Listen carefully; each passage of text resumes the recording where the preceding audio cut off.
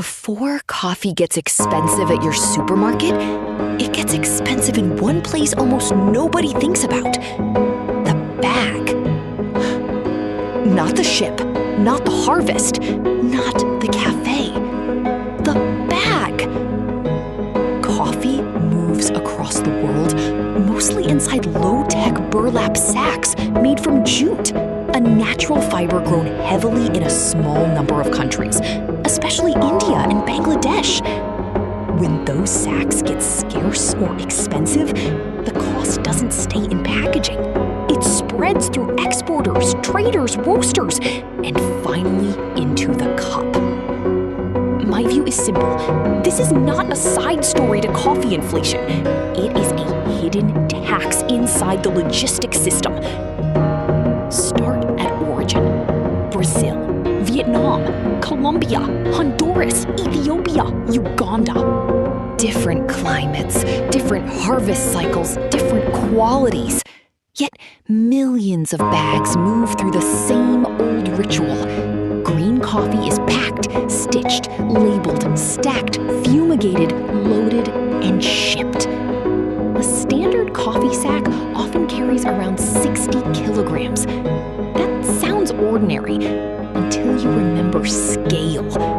The International Coffee Organization has repeatedly tracked global coffee production above 160 million 60-kilogram bags in recent crop years. That means the world does not merely trade coffee, it trades a mountain of sacks. And here is the mechanical problem. Engaged, jute bag production is geographically concentrated. India is by far the largest producer of jute goods, while Bangladesh is a major exporter of raw jute and jute products, according to FAO and industry trade data. When weather hits fiber output, when domestic policy changes, when freight gets disrupted, or when local industries absorb more supply, coffee exporters thousands of miles away suddenly compete for packaging they do not control. That is the hidden choke point. Coffee growers can have beans ready. Exporters can have buyers waiting. Containers can even be available. But if the sack is late, too costly, or the wrong quality, the shipment stalls. And a stalled shipment in coffee is not just delay. It can mean missed contract windows, extra warehouse costs, moisture risk, and financing pressure on exporters already working on thin margins. I think this is one of those details that reveals how the global economy really works. We talk about futures prices in New York and London as if markets are pure abstractions. They are not. They sit on top of twine, fiber, warehouse labor, and a stitched seam that can fail at exactly the wrong moment. People imagine coffee pricing is decided by rainfall in Minas Gerais or frost in Brazil. And of course that matters. Arabica futures have reacted violently to weather shocks, especially after the 2021 Brazil frost. But imagine explaining to a shopper that part of their price increase began with a shortage of cheap brown bags. It sounds absurd. That is exactly why it gets ignored. The numbers are not trivial. Reuters and trade reporting during recent supply squeezes described sharp increases in jute bag costs tied to tighter raw jute supply and export frictions. In parts of the trade, bag prices that used to feel like background noise began jumping enough to force renegotiations.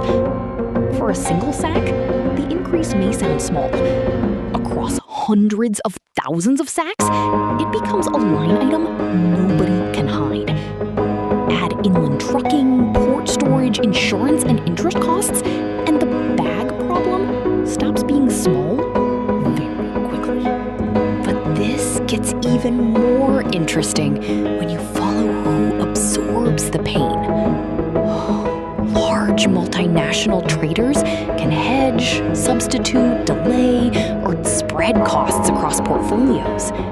Smaller exporters cannot. A regional exporter in Colombia or Uganda may be locked into delivery schedules and quality expectations with far less bargaining power.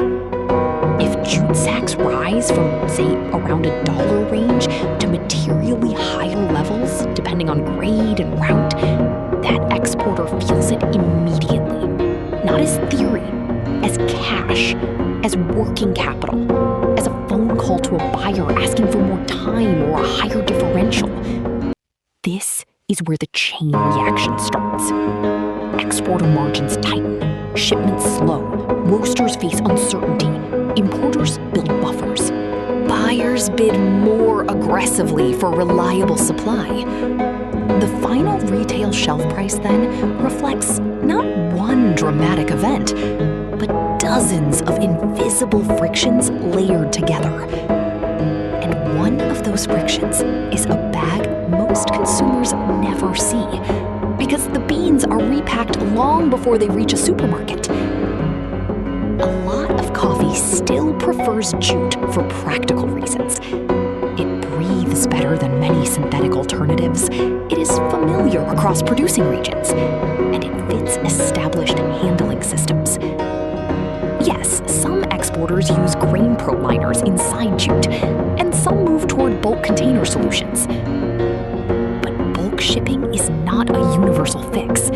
It requires infrastructure, cleaning protocols, unloading systems, and buyer acceptance. From many origins and many grades, the humble sack still runs the system. That dependence is the real story. There's also a geopolitical layer here.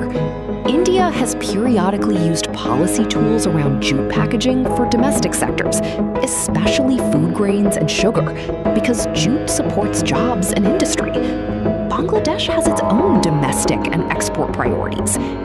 That means coffee exporting countries are exposed to decisions made for reasons that have nothing to do with coffee. Think about that for a second. A roaster in Hamburg or New Jersey may be paying more because a fiber market in South Asia tightened for reasons completely outside the coffee conversation.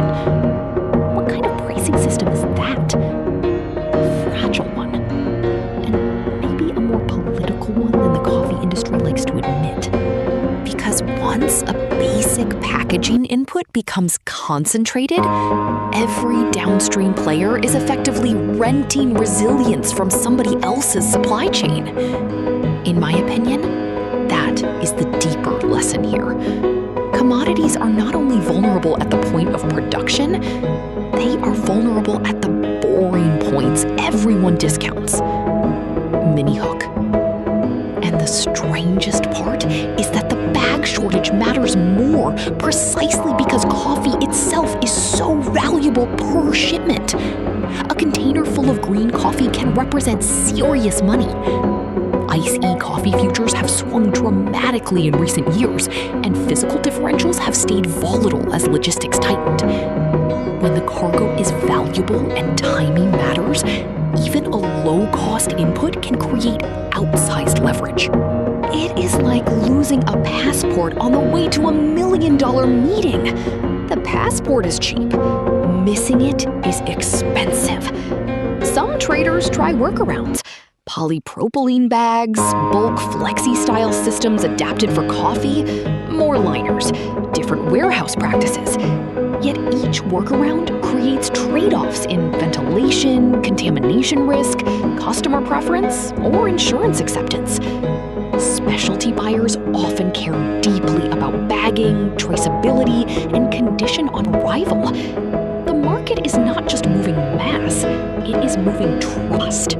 But wait, there is a twist almost no mainstream inflation story mentions. A jute squeeze can distort coffee pricing even when harvest headlines look calm. You can have no dramatic frost, no blockbuster drought headline, and still get tighter delivered costs because the packaging layer quietly repriced the root. That means some coffee inflation is not really about coffee trees at all. It is about the plumbing around them. That matters right now because supply chains remain less forgiving than they looked in the pre-2020 world.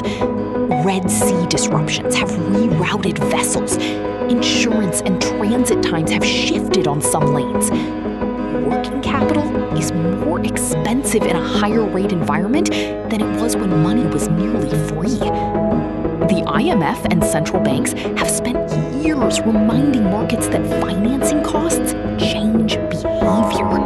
In coffee, that means every extra day, every extra input, every extra uncertainty gets capitalized into the final price.